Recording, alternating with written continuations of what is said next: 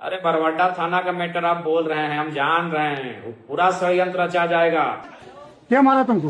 जयराम महतो विधायक जी, क्या किया? रुको। उसको हम बोल रहे थे विधायक जी आप गलत सपोर्ट क्यों करने आए? तू नटिया मेरा पूरा कब्जा दिया नाखून से, तब उसका हाथ हम पकड़े, तब हम देखे हाथ जब टच किए तो देख रहे ब्लड आ रहा है पूरा। अरे जान मारने के लिए से? हाँ, जान मारने की नहीं है। क्या नाम हुआ? प्रदीप कुमार रजक।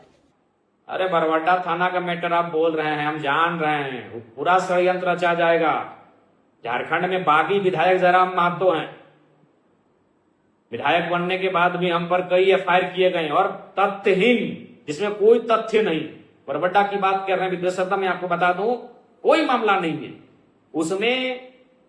एक व्यक्ति जिस पर यह आरोप था कि उसने किसी जनप्रतिनिधि का मोहर फर्जी बनाया था, मुझे उस बात की भी कोई जानकारी नहीं थी। उस व्यक्ति को प्रशासन ने मारपीट किया और मारा ने, उसकी अंगुली तोड़ दिया है, उसके बॉडी से खून बहा है। तो हमको फोन किया कि ऐसा ऐसा बात है, तो हमने प्रशासन से बात किया कि भाई क्या बात है, क्यों आप ऐसा किए, आप कार्रवाई करिए।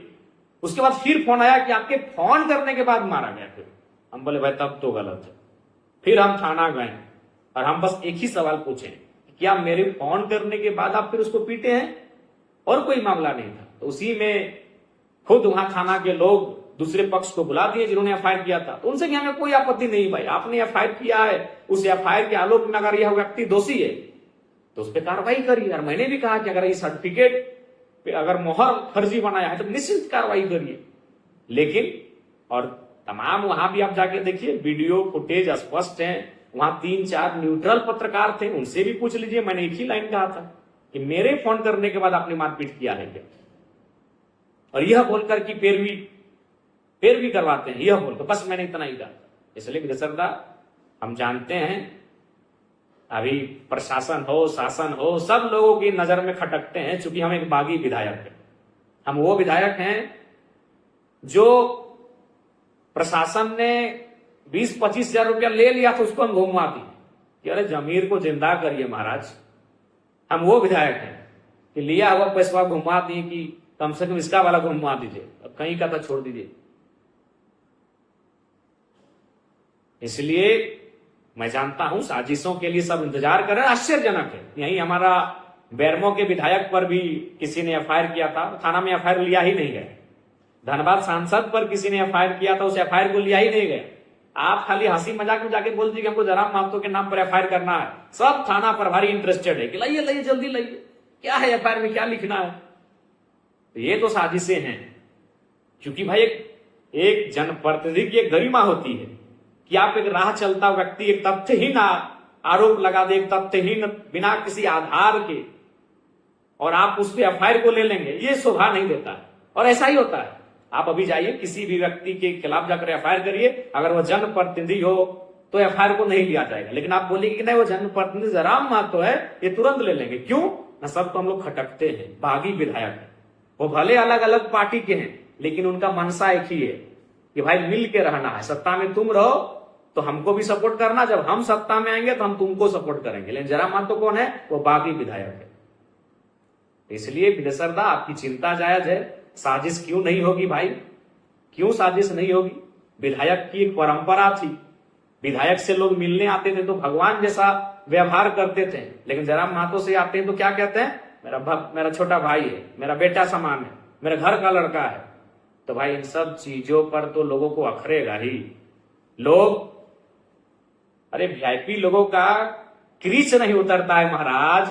और मिट्टी में सना टी शर्ट पहन के आप राजभवन में महामहिम के सामने बैठ जाते हैं। आप किसी आईएएस आईपीएस की जो दिशा की बैठक होती है उसमें एक मामूली टी शर्ट में जाकर बैठ जाइएगा तो सबको अखरेगा। प्रोटोकॉल मेंटेन करना पड़ता है, हम प्रोटोकॉल के ही खिलाफ हो जाते हैं तो भाई तकलीफ तो होगा। एलाइट क्लास जो है, राजनीति में आने से पहले, आईएएस आईपीएस बनने से पहले वो मिडिल क्लास से होंगे। लेकिन जिस दिन वहां दाखिल होते हैं, एमएलए बनकर, एमपी बनकर, आईएएस बनकर, आईपीएस बनकर, जब वो दाखिल होते हैं तो एलिट क्लास की श्रेणी में चले जाते हैं।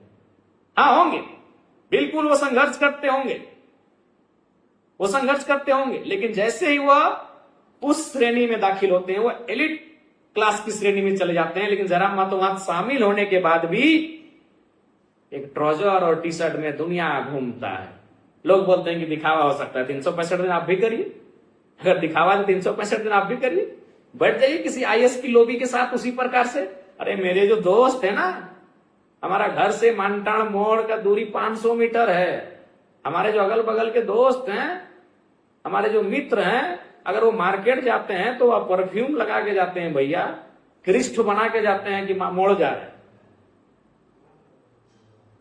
इसलिए साजिश होंगी मेरे खिलाफ, मैं साजिशों से घबराता नहीं हूं, ना ही मैं विचलित होता हूं, ना ही मैं चिंतित होता हूं। हाँ, कुछ घटनाक्रम, कुछ कृत्य मैं भी ऐसा करता हूं जिसका मुझे अफसोस होता है कि एक एज ए ह्यूमन बीइंग ये काम मैंने ठीक नहीं किया। मैं बिल्कुल, अगर मैं कुछ ऐसा कृत्य करता हूं, जैसे मैंने एक दिन एक नौजवान का मोबाइल पटक दिया था, मुझे उसका अफसोस आज तक है कि मुझे वो नहीं करना चाहिए था। लेकिन है तो एक मानव गुण है तो दोष भी है, और लाइव प्लेटफॉर्म पर मैं इस बात को स्वीकार करने की साहस रखता हूं कि मुझ में अगर गुण है तो मुझ में दोष भी है, मुझ में कुछ अवगुण भी है, और अगर वो अवगुण मुझसे हो जाए तो मैं स्वीकार करने की क्षमता रखता हूं। इसलिए बेटे सरदा दुलाल दा, मैं समझता हूं आपकी चिंता को आदरणीय दुलाल दा, आप बहुत चिंतित रहते हैं मुझे लेकर। बिल्कुल अभिनव दा, आप सबों की चिंता मैं समझता हूं। मेरे खिलाफ जो साजिशें हो रही है इसको भी मैं जानता हूं। विधायक बनने के बाद अगर सबसे ज्यादा किसी पर एफआईआर हुआ है तो मेरे पर हुआ है, और एकदम निराधार। रांची में एक एफआईआर हुआ था, आपने सुना होगा। उसमें एफआईआर को पढ़िएगा, हमको तो हंसी लगा था कि केवल उसको हम फोन किए थे और हमारा नाम एफआईआर में डाल दिया गया। वेदांता के एफआईआर की मेरा फोटो था बैनर में, मेरा फोटो था बैनर में, इसलिए हम पे एफआईआर हो गया। मेरा फोटो था बैनर में। अब अगर बीजेपी के लोग अगर झारखंड में प्रोटेस्ट करें तो मोदी जी की फोटो तो रहेगी, अमित शाह की तो फोटो रहेगी, पार्टी के बड़े नेता हैं, तो क्या उन पे एफआईआर करेंगे? तो मेरी फोटो थी वहां पे उस कार्यक्रम में। ऐसे कई एफआईआर हमारे नाम पर हुए। तो बरबट्टा का मामला भी वही है। बाकी वहां 3-4 न्यूट्रल पत्रकार थे, उनसे पूछिएगा हमने क्या कहा।